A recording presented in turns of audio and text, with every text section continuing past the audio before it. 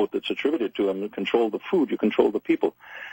And an editor of mine, a publisher in Croatia, interestingly enough, asked me if I would be willing, because I'd written a number of articles on agriculture and how the world agriculture markets work through these cartel companies like Cargill, Archer Daniel Midland, and Bunge and so forth, that if I would write a book on genetically manipulated patented seeds, because it was a hot debate in Croatia. Some side saying that GMO was the solution to world hunger, and it increased the farmer's yields and lowered his need for chemicals on the crops to control weeds and so forth.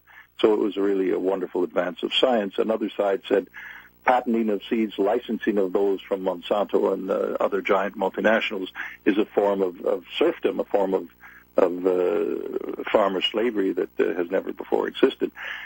When I began researching for this new book project, because I'd been looking for such a project for some months before that, I came across a name that raised my eyebrows considerably. It turned out that the original laboratory research on GMO was first financed in the 1970s by a foundation in New York called the Rockefeller Foundation. And I said, ooh-ha, what are the Rockefellers doing messing around with patenting of seeds?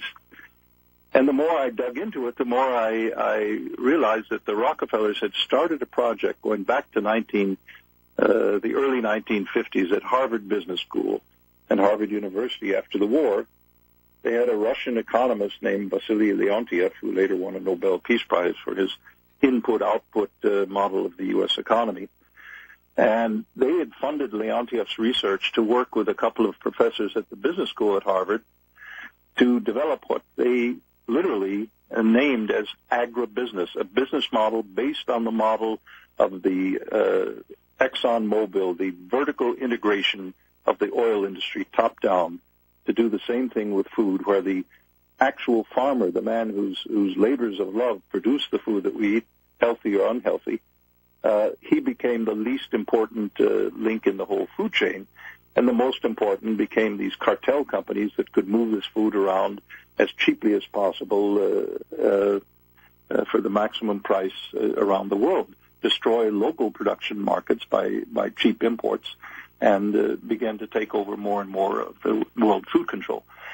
So as I began to more deeply understand that, I realized that this was a story, again, about the misuse of power simply applied to the domain of food. It's one of a trilogy. I've written 3 books off of a famous quote attributed to Henry Kissinger back in the 1970s when he was Secretary of State, where he allegedly said, if you control the oil, you control entire nations. If you control the food, you control the people.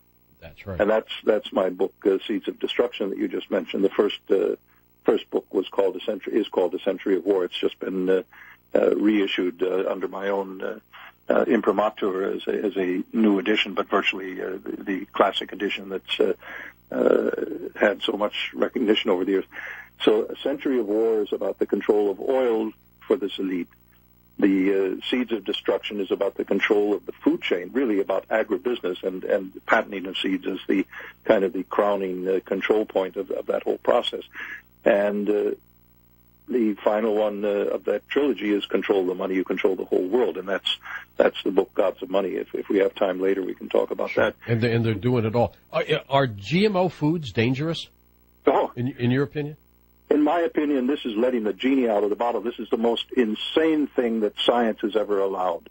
I know some of the top biologists in the world who've been persecuted. Arpad Pusztai, a dear friend from England, he was driven out literally in a witch hunt from the Rowett Institute, one of the leading biological research institutes in the world, funded by the British government. He was driven out in 1997 for going public with alarming research results, tests on mice that showed that the organs, including the brains, had shriveled up in the mice that were fed with GMO potatoes. Other scientists in Russia and elsewhere have reproduced similar results. The birth rates dropped dramatically. Farmers I know in Austria have done tests on their own pig herds and found that the pigs fed GMO soy and corn the birth rates fall almost to zero, and then they switch it and feed them non-GMO and take another controlled group of pigs, and the results are reversed. So it's very clearly not only the GMO, but they are paired by license agreement with Monsanto or Dow or DuPont or whoever the producer. Monsanto is really the king of the game on this one. And Monsanto has a licensing agreement with the farmer where you must buy Monsanto Roundup, the most dangerous herbicide on the face of the earth. The Monsanto Roundup contains glyphosate and certain proprietary toxic chemicals that Monsanto refuses to release. A French university scientist, Eric Seralini, a biologist in France at Caen University, a couple of years ago conducted independent studies of the toxicity of Roundup. This is something the most widely used garden herbicide to kill weeds. If you're using this in your garden, I would advise you to stop immediately, ask for your money back, and try to use natural means to control weeds. Get down on your knees and get some exercise in the sunlight there or something, but not using Roundup, because Seralini found in these tests that it is damaging to cells in a human fetus. The amount that's used in simple garden applications, which are said on the label to be utterly harmless. Well, this is not true, but it's not the first time that Monsanto and these agribusiness giants have lied to the public. It's by far, if you just look at Agent Orange, the dioxin scandals, and so forth, these have been all demonstrated to have been covered up maliciously by Monsanto and company. So, well, yeah, and I have numerously wanted to get them on the program, William, to talk about their products, and they just won't do it. I wonder why. Maybe they're not too willing to be open and forthcoming to the public. You know, the Monsanto, every president since George Herbert Walker Bush in 1992, when he had a private meeting at the White House with the directors of Monsanto to get his agreement to push patented seeds, GMO seeds on the market without proper testing, no independent U.S. government health and safety test. Most Americans don't realize the Food and Drug Administration doesn't independently test that it's safe to eat cornflakes that are saturated with GMO corn, or to eat cattle that's been fed the GMO soya from Monsanto, whether it's imported soya from Argentina or it's from U.S. corn or soya fields. And there are no independent tests by the Food and Drug Administration of the United States government because George Herbert Walker Bush issued a doctrine of substantial equivalence back in 1992. It's a fraud. It's a scientific claptrap, which says GMO corn looks like normal corn. It smells like normal corn. When you bite in, it kind of reacts like normal corn. So we'll treat it like normal corn. Well, that scientifically is absolutely incompetent. But that doctrine means the U.S. government takes test results, given it to it by the companies, given it by Monsanto and company. So, and the persons, the key people making the decisions on this for the FDA, for the Obama administration, for the Clinton administration, for the Bush Jr. administration, George W., all have been handpicked Monsanto insiders. It's amazing. Just amazing the way the manipulation is underway.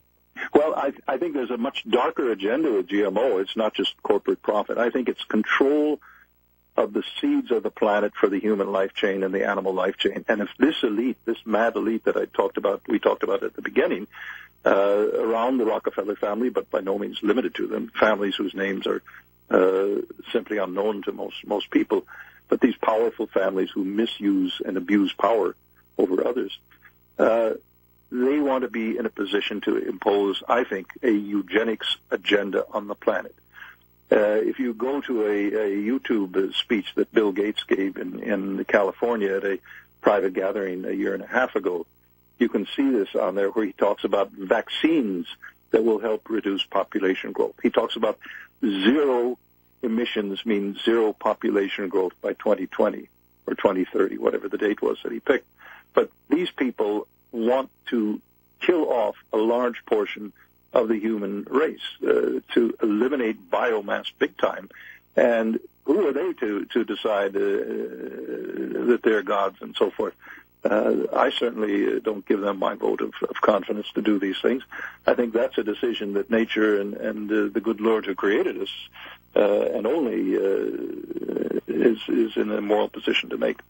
Europe seems to be a little smarter than we are, William, about not embracing GMOs. Why?